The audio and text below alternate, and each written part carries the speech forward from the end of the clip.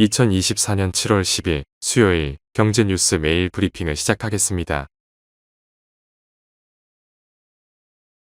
유럽과 미국이 중국산 전기차에 더 높은 관세를 부과하려는 움직임은 중국 전기차 제조업체가 아프리카를 포함한 대체 시장을 찾도록 압박하고 있다고 복수의 전기차 제조업체 관계자의 발언을 인용해 8일 홍콩 사우스차이나 모닝포스트가 보도했다. 중국 전기차 생산업체 비아디, 지리, 동펑모터스, 창청차, 상하이 자동차 등이 아프리카 시장에 진출하거나 진출을 앞두고 있다. 특히 네타오토의 경우 아프리카 시장 진출에 적극적이다.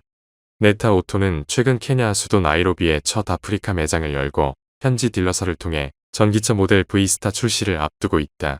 비아디는 베스트셀러 모델 아토3를 모로코에서 출시한 데 이어 지난 1월에는 루안다 시장에서도 진출하는 등 아프리카에서 다양한 모델 출시를 앞두고 있다. 전문가들은 전기차 인프라 부족과 에너지의 불안정성을 전기차 확대의 한계로 꼽았다. 다음 뉴스. 현지 시간 8일 애플은 종가 기준 새로운 최고가를 달성했다.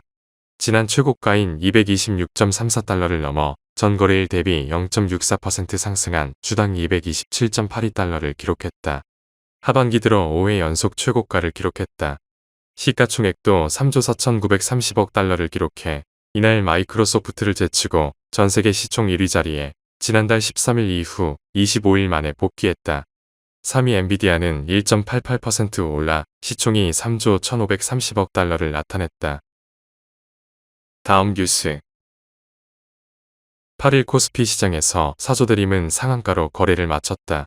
사조대림은 사조그룹 내에서 가공식품 제조와 유통을 담당하고 있다. 2019년 사조의 표를 흡수 합병하고 지난해 전분당 제조업체 잉그리디언 코리아를 인수했다. 지난달에는 식자재 업체인 푸디스트 인수를 통해 외형 확장과 원가 유통 경쟁력 강화를 도모하고 있다. 지난해 기준 전체 매출에서 식품 매출이 80% 비중을 차지한다. 올해 들어 사조대림 주가는 205% 뛰는 등 연일 상승세를 보인다. 증권가에서는 사조대림이 강화된 펀더멘탈에 비해 여전히 저평가돼 있다고 분석한다. 현재 주가는 PER 5배에 불과해 강화된 펀더멘탈 대비 저평가돼 있다고 판단했다.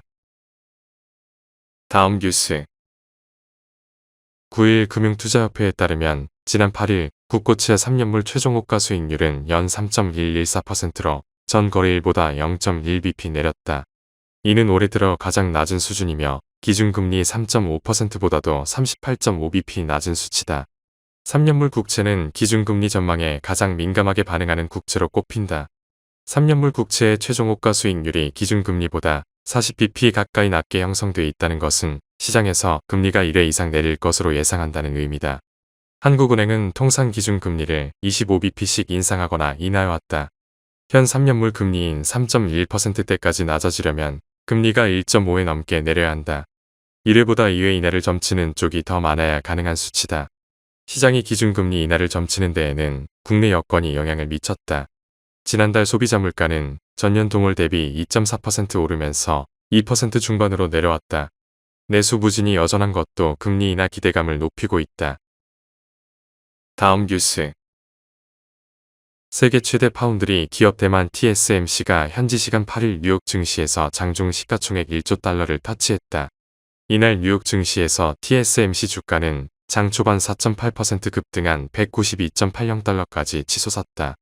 이에 시총도 1조 160억 달러까지 오르며 사상 처음 1조 달러를 넘었다.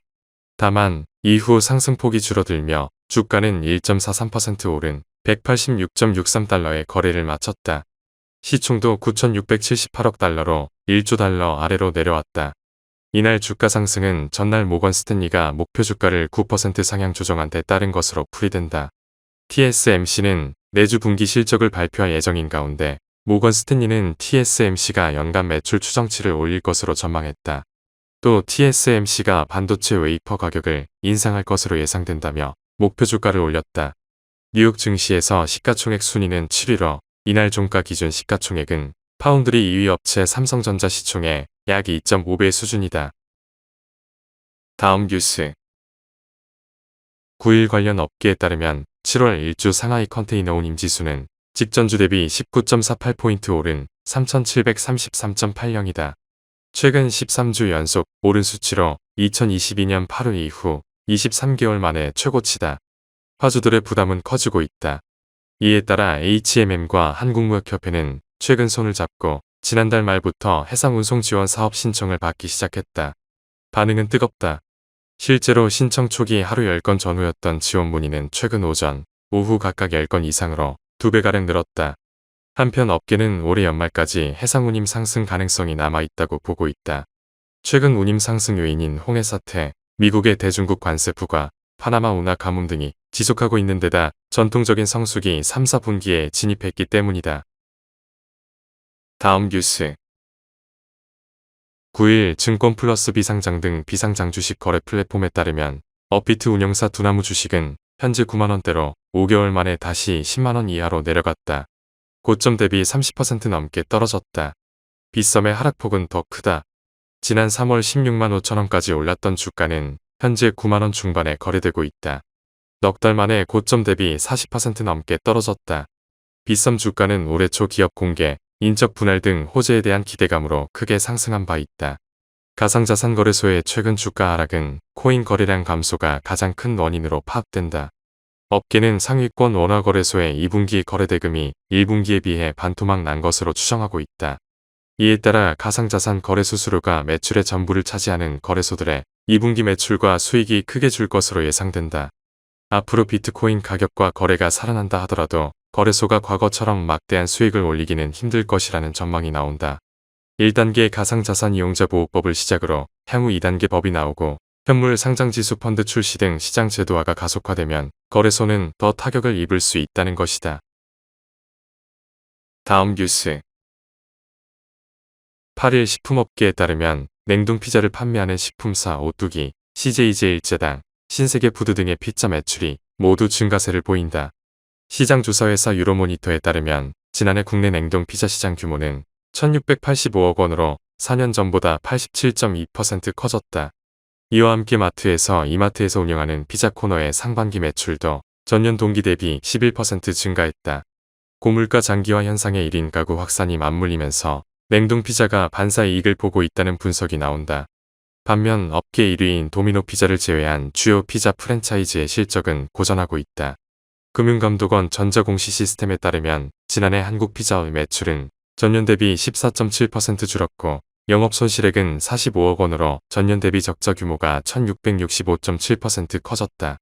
한국 파파존스의 영업이익은 41억 원으로 전년 대비 13% 줄었다.